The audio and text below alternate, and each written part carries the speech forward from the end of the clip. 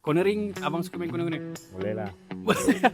Alright guys, so hari ni aku dekat Banting. Lebih tepat aku dekat Advance Champion. Alright, ini adalah rider yang keempat. So bang, saya nak tanya, nama abang siapa bang? Alvin. Nama Alvin, okay. Bang, saya nak tanya lah, kenapa abang macam nak try juga Zentrax ni bang?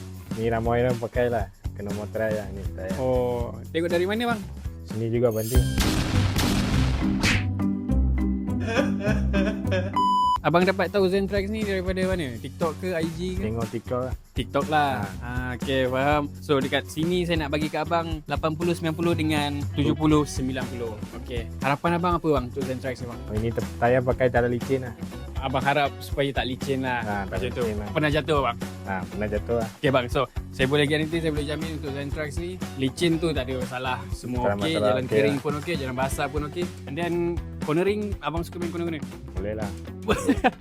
Boleh lah geng. Tengok abang pun suka cornering tau. So untuk Zentrax ni pun sesuai juga untuk cornering pun best, tak ada masalah. So nanti apa-apa pun setiap 5,000 km mileage saya datang jumpa abang boleh? Boleh lah.